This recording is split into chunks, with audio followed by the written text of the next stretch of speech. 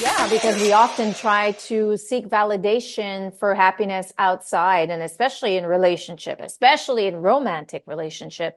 So when we talk about the famous buzzword self-love, which we're talking a lot more about, but I remember for me personally in my journey, one of the things that kept me from attracting a really nice relationship is that I didn't have self-love for myself. I had self-love where it was like more the superficial stuff, right? I'd go to the spa and whatever. But I mean, really taking care of my insides and really honoring. And I'll give an example. A lot of people have problems when they get into new relationships, sticking to their boundaries or communicating their wants and needs. So having enough self-love means you hold enough respect and high regards for who you are as a person to not be afraid to say, no, this is not good for me. I am not okay with this. I cannot do this for you right now.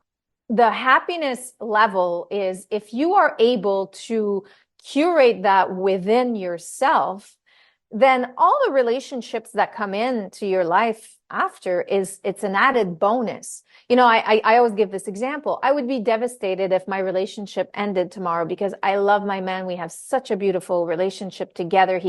We really unite together beautifully. But because I have a lot of love for who I am as a person, I know my identity. I am not defined by another person.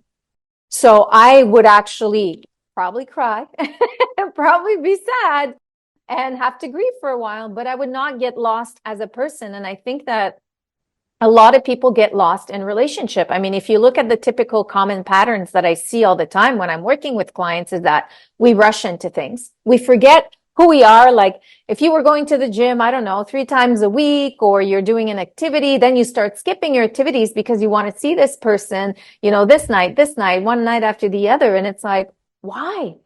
Why are you refraining? You're literally not honoring who you are as a person because all of a sudden you want to give this person your all.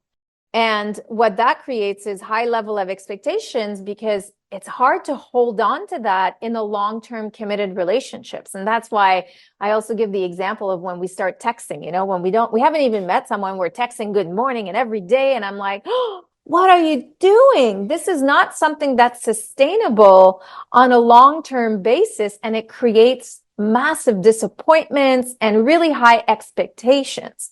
So cultivating happiness and self-love for me is really honoring yourself enough. And that's, again, I repeat it, I'm going to repeat it many times through this call, is self-awareness, right? If you have you know yourself enough that you can actually hold yourself accountable to share your needs, your wants and desires, not compromise yourself when you're starting to date someone that you feel a red flag coming up, or you forgive a behavior that you would commonly never do because you want to be liked and you really like this person. It's like having enough self-love is saying, you know what? I'm hearing that voice inside that's telling me that this is wrong and that I am not okay with this. I'm going to express myself and say it because I have enough self-love, enough happiness with who I am as a person to be able to not be afraid of being rejected because I actually speak my truth.